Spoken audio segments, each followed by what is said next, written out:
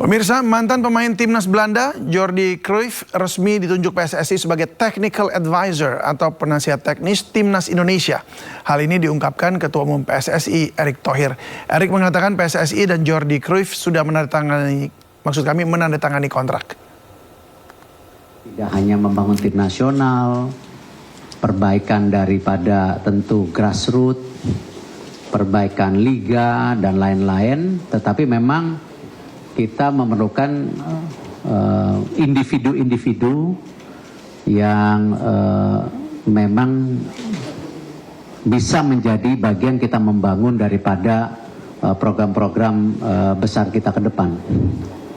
Dan memang salah satu figur yang terus kita coba bangun yaitu di sisi technical. Karena memang kita memerlukan figur yang bisa menjadi bagian penting bagaimana membangun metodologi untuk kepelatihan, juga menjadi bagian kami mereview daripada tentu performance pelatih, berdiskusi juga dengan baik dengan pelatih tim nasional, juga mengoptimalkan pemain dari tingkat tentu yang amatir ke profesional, roadmap untuk juga talent pool tim nasional, dan juga mendukung wawasan dan rencana teknis dibandingkan beberapa negara. Nah, memang pada saat ini saya baru bisa mengumumkan figur yang sepertinya juga bisa mengupgrade daripada yang saya sampaikan sebelumnya, yaitu technical advisor untuk tim nasional kita, yaitu saudara Jordi Cruyff yang terakhir memang menjabat sebagai sporting director di FC Barcelona yang terakhir tahun 2023. Nah, jadi ini juga saya sudah sampaikan ke Patrick Kluivert untuk bisa mulai berdiskusi, dan sepertinya sudah ada pertemuan antara Jordi Cruyff dan Patrick beberapa hari yang lalu, dan kita juga alhamdulillah tadi malam jam 3 pagi sudah tanda tangan dengan Jordi Cruyff, sehingga nanti dia akan datang di awal Maret. Ya, apakah kedatangan Jordi Cruyff dapat memberi angin segar bagi timnas Indonesia? Untuk membahasnya bersama pengamat sepak bola Muhammad Kusnaini. Selamat sore, Bung Kus. Selamat sore, David. Ya, Bung, ini Jordi Cruyff resmi ditunjuk sebagai Technical Advisor timnas. Apakah ini dapat memperkuat timnas? Iya, jadi sebetulnya kebutuhan utama itu sebetulnya direktur teknik ya. Tapi memang saat ini kita kan belum punya direktur teknik, karena itu kehadiran penasehat teknik ini kalau menurut saya merupakan bridging ya, antara mungkin ya.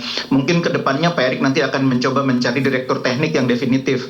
Tapi kan sebelum ada direktur teknik yang datang, tim nasional kan berjalan programnya, termasuk timnas senior yang bulan Maret itu nanti akan bertanding dalam melanjutkan kualifikasi. Nah, orang yang bisa menjembatani antara federasi dengan jajaran pelatih timnas itu adalah direktur teknik. Nah, karena direktur teknik belum ada, maka fungsinya sementara dijalankan oleh penasehat teknik atau technical advisor. Nah, mungkin ini nanti ke depannya harus ada pembagian peran yang jelas antara penasehat teknik atau technical advisor dengan direktur teknik, karena itu jabatan yang berbeda. Jadi kalau direktur teknik itu kan orang yang lebih banyak berada di belakang meja, menyusun konsep, mengevaluasi. Sementara penasehat teknik mungkin nanti lebih melekat ke tim ya, terutama timnas senior. Nah, nanti kan juga bisa diatur misalnya penasehat teknik ini apakah hanya untuk senior, apakah juga untuk kelompok usia di bawahnya. Yang seperti itu semua bisa diatur oleh masing-masing federasi, dan kita belum tahu detailnya nanti seperti apa. Bagi saya sih sebetulnya nggak masalah ada tambahan penasehat tekniknya, membantu pelatih untuk diskusi, membantu federasi juga untuk mereview, untuk berdialog dengan pelatih. Karena kalau federasi bicara dengan pelatih timnas, itu kan bicaranya level teknis. Nah, di federasi kan belum tentu ada orang yang mampu bicara tentang level teknis itu. Makanya dibutuhkan penasehat teknik sebagai jembatan atau penghubung. Itu fungsinya saya pikir. Baik, tapi kalau direktur tekniknya aja belum ada, lalu apa yang akan disampaikan oleh technical advisor tadi kepada Jadi kalau asisten teknik atau penasihat teknis itu lebih melekat ke tim nasional, itu melekat, jadi dia banyak aspek teknisnya. Tapi kalau direktur teknik itu lebih banyak ke aspek manajerialnya, orang yang berada di belakang meja, menyusun program, menyusun konsep, termasuk mengembangkan filosofi sepak bola Indonesia seperti apa ke depannya, itu direktur teknik. Kalau penasihat teknik lebih melekat ke timnya, tim nasional kita. Nah, makanya nanti saya bilang harus ada pembagian tugas yang jelas. Baik, Bung, apakah harus dari Belanda juga untuk mungkin melengkapi filosofi permainan gitu yang dibutuhkan? Memang idealnya itu satu kiblat ya, supaya konsepnya itu tidak belok-belok, tidak berbeda-beda gitu ya. Lebih baik kalau satu kiblat, misalnya sepak bolanya Eropa ketika kan ada banyak, dalam sepak bola itu ada banyak mazhab gitu ya.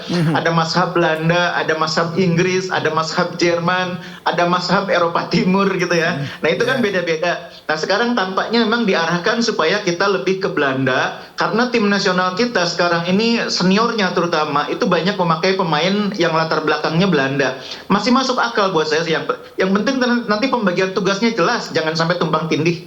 Baik, untuk pembagian tugas mungkin nanti bisa lebih secara teknisnya oleh PSSI yang akan membagikannya. Tapi kalau dari kita sebagai masyarakat, kita akan melihatnya akan seperti apa? Apakah kemudian dengan mendatangkan mereka semua kita mendapatkan profil yang Indonesia, mazhab Indonesia, atau mungkin bisa memiliki mazhab sendiri begitu? Jadi Jordi ini kan latar belakangnya pertama sepak bola Belanda, tapi dia juga punya latar belakang sepak bola Spanyol yang kuat dalam pembibitan, yang kuat dalam pembinaan ya. Nah dan Jordi sebagai orang yang berada di belakang layar dulu pernah sukses di Israel ya, bersama klub Maccabi itu mengembangkan sepak bola Israel melalui Maccabi, sehingga mampu bersaing tidak hanya di kompetisi lokal tapi juga termasuk lolos ke Liga Eropa waktu itu. Nah dia sebagai orang yang di belakang layar itu termasuk cukup sukses. Makanya sebetulnya penunjukan Jordi ini dari sisi profil itu sebetulnya masuk akal, karena dia profilnya lebih meyakinkan bahkan dibanding Kluivert ya dalam hal manajerial. Usianya juga di atas Kluivert, dia lebih senior beberapa tahun. Karena itu saya pikir kehadiran Jordi akan membantu federasi kalau mau ngomong sama Kluivert itu ada yang menjembatani. Karena Jordi punya latar belakang manajerial, tapi dia juga latar belakang teknisnya ada, karena pernah jadi pemain timnas Belanda, pernah juga pemain Barcelona, pernah main di MU. Jadi dia membantu federasi PSSI kalau mau bicara dengan jajaran pelatih. Karena kalau orang PSSI yang bicara langsung jajaran pelatih belum tentu nyambung, karena level teknisnya beda. Oke, berarti kalau Jordi dia harus dekat dengan pemain kan begitu ya. Dia akan membangun juga dari sisi teknikalnya. Sementara dia sendiri berbahasanya juga agak ada beberapa pemain Belanda memang yang ada di kita, artinya orang-orang yang keturunan di sana. Tetapi apakah itu akan membangun seutuhnya? Karena yang masih banyak juga pemain Indonesia yang murni Indonesia begitu. Kalau menurut saya Jordi itu nanti akan lebih banyak komunikasi justru dengan federasi. Dia membantu timnas itu dalam bentuk nasihat, masukan. Dan itu biasanya kalau diminta atau dibutuhkan. Dia lebih banyak feedingnya tuh nanti ke federasi. Jadi dia banyak mengevaluasi permainan timnas. Tidak hanya senior mungkin ya, di kelompok umur juga mungkin akan diminta. Feedingnya diberikan ke federasi. Nanti federasi berkomunikasi kepada jajaran pelatih berdasarkan masukan itu. Nah pada saat bersamaan, Jordi dengan latar belakangnya yang sama-sama Belanda, juga punya pengalaman jadi pelatih ke tim nasional, Ekuador. Dia bisa memberikan supervisi kepada Kluivert dan jajarannya. Jadi memang Jordi ini tipikal atau karakternya mewakili apa yang dibutuhkan oleh federasi. Jadi penghubung antara federasi dengan pelatih tim nasional, sekaligus menjadi orang yang disegani oleh pelatih tim nasional dan jajarannya. Itu fungsinya. Baik, jadi apakah dengan bisa dikatakan bahwa dengan kedatangan Jordi ini bisa menambah optimisme dalam menghadapi babak penyisihan kualifikasi Piala Dunia 2026 yang pada Maret ini? Lebih ke level manajerial ya, lebih ke level manajerial. Karena kalau soal mampukah kita lolos atau enggak itu nanti kan sangat ditentukan oleh materi pemain yang kita punya dan siapa nanti yang bisa bermain saat kualifikasi. Tapi kalau Jordi lebih membantu memperbaiki tata kelola tim nasional.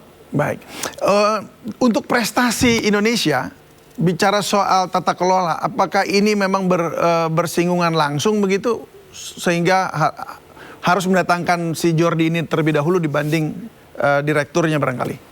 Iya, kalau saya secara pribadi justru sebetulnya lebih berharap direktur teknik itu yang lebih dulu dihadirkan ya, karena selama ini salah satu persoalan tim nasional kan kita tidak punya direktur teknik yang definitif. Sudah Indra Safri megang timnas kelompok umur. Karena itulah komunikasi antara federasi PSSI dengan tim nasional dengan Sintayong waktu itu ada gap. Nah, gap itu harusnya dijembatani oleh direktur teknik. Nah, ini kita belum punya sampai sekarang direktur teknik. Karena itu saya berharap sesudah Jordi ada, nanti ke depan PSSI harus buru-buru menyelesaikan PR yang lebih penting sebetulnya, direktur teknik. Direktur teknik. Baik, kita sepakat deh kalau gitu sama-sama. Kita tunggu direktur tekniknya. Semoga PSSI juga langsung meresponi dengan baik. Terima kasih pengamat sepak bola Muhammad Kusnaini telah bergabung bersama kami di Sindo Sore. Salam sehat selalu, Bung. Salam sehat. Sintayong kembali menyapa penggemarnya di tanah air. Meski tidak lagi menangani timnas Indonesia, pelatih asal Korea Selatan ini tetap berkontribusi untuk sepak bola tanah air dengan memberikan coaching klinik kepada anak-anak muda di Indonesia.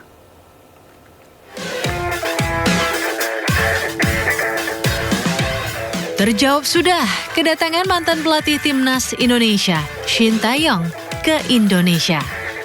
Bukan untuk PSSI, namun comeback-nya pelatih asal Korea Selatan ini membawa segudang aktivitas di tanah air. Setelah kemarin menghabiskan waktu untuk berbagi dengan Yayasan ST Foundation, kali ini Sintayong kembali merumput. ST nampak sukacita membagikan ilmu sepak bolanya kepada anak-anak yang tergabung dalam akademi sepak bola yang dimilikinya.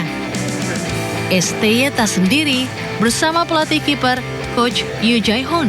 Mereka memberikan coaching klinik untuk kelompok umur, mulai dari latihan passing, shooting, hingga pertandingan. Momen ini tentu tak disia-siakan para penggemar, termasuk anak-anak yang tergabung dalam Sintayong Academy.